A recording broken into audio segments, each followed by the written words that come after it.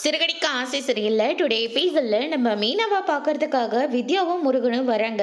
எல்லாரும் சேர்ந்து உண்மையை மறைச்சிட்டீங்கள அப்படின்னு சொல்லிட்டு நம்ம முத்து வந்து சொல்லிக்கிட்டு இருக்காங்க. ஆமாண்ணே, எனக்கும் இந்த விஷயம் தெரியாது. வித்யா தான் என்கிட்ட இந்த பிரச்சனை வந்ததுக்கு அப்புறமா சொல்லுச்சு.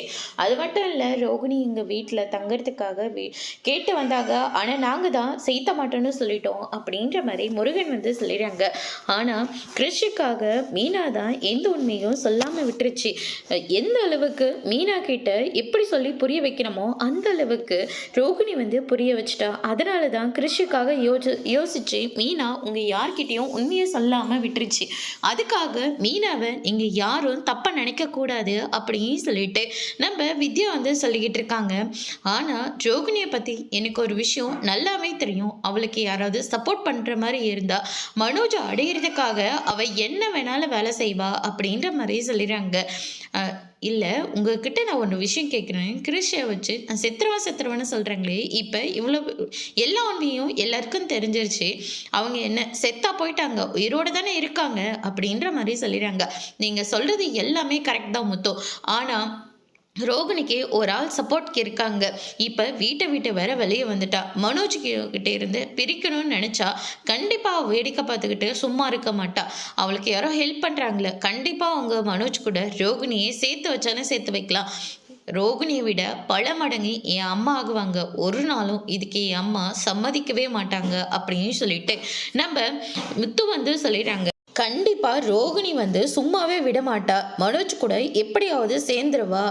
நீங்கள் தான் அவளை ரொம்ப சீப்பாக எடை போட்டுட்ருக்கீங்க. அவள் எப்படிப்பட்டவனே எங்கள் எல்லாருக்கும் நல்லாவே தெரியும் அப்படின்ற மாதிரி வித்யா வந்து சொல்லிட்டு போயிடுறாங்க. அதுக்கு அடுத்ததான் நீயாவது உண்மையே சொல்லியிருந்தா என் பொண்ணாச்சு இன்னைக்கு சந்தோஷமாக வாழ்ந்துட்டுருப்பா. இப்போ எல்லா பழியும் தூக்கி என் பொண்ணு மேலே போட்டுறதுனால இப்போ என் பொண்ணோட வாழ்க்கையே கேள்விக்குறியால் நிற்கிது அப்படின்னு சொல்லிட்டு நம்ம சந்திரா இருந்துட்டு மீனவை நினச்சி ரொம்பவே வருத்தப்பட்டுட்டு இருக்காங்க.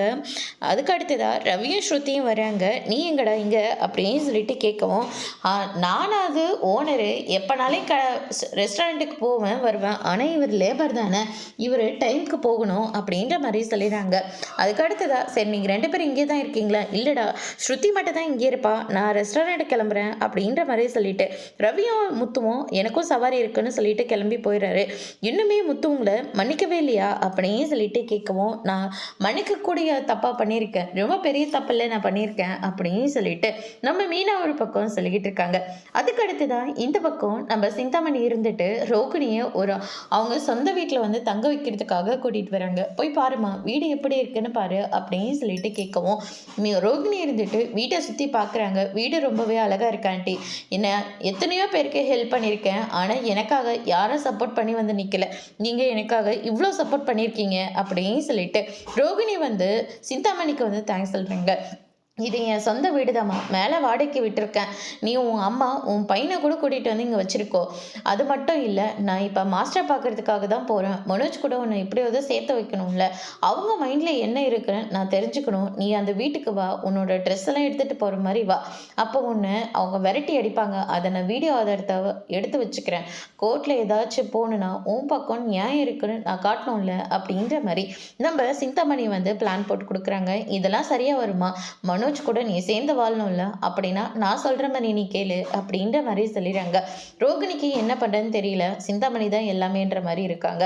அதுக்கு அடுத்து தான் இந்த பக்கம் வந்து பார்த்தீங்கன்னா நம்ம மனோஜா இருந்துட்டு ஃபுல்லாக குடிச்சிக்கிட்டு இருக்காங்க. சந்தோஷம் வராங்க. நான் அவளை மழை போல நம்பிட்டு இருந்தேன், ஆனால் அவள் என்னை ஏமாத்திட்டா அப்படின்னு சொல்லிட்டு புலம்பிட்டு இருக்காரு.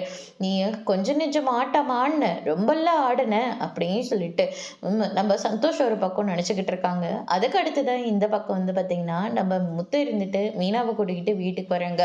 வா, இந்த மகாராணியை கூட்டிட்டு வரதுக்கு தான் போனியா? இந்த மகாராணி என்னைக்கு இந்த வீட்டில் காலடி எடுத்து வச்சாலும் அப்பவே இந்த வீடு கெட்டு நாசமா போயிடுச்சு அப்படின்ற மாதிரி சொல்லிடுறாங்க. உன்னால தாண்டி இந்த வீடு இப்போ இந்த மாதிரி இருக்கு, என் பிள்ளையோட வாழ்க்கையும் கேள்விக்குறியா இருக்குது அப்படின்ற மாதிரி சொல்லிக்கிட்டு இருக்காங்க. நானும் உங்க பையனுக்கு ரோகிணியை கல்யாணம் பண்ணி வச்சேன், நீங்க தானே ரோகிணியை வீட்டுக்கு கூட்டிட்டு வந்தீங்க அப்படின்ற மாதிரி சொல்லிட்டாங்க. எல்லாத்துக்கும் காரணம் உன்னோட ராசி தாண்டி அப்படின்ற மாதிரி சொல்லிக்கிட்டு இருக்காங்க.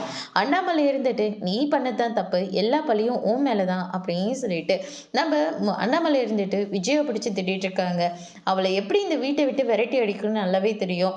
என் பையனோட வாழ்க்கையில இருந்து அவளை நான் விரட்டி அடிக்க போறேன், டிவோர்ஸ் வாங்க போறேன் அப்படின்ற மாதிரி சொல்லிடுறாங்க.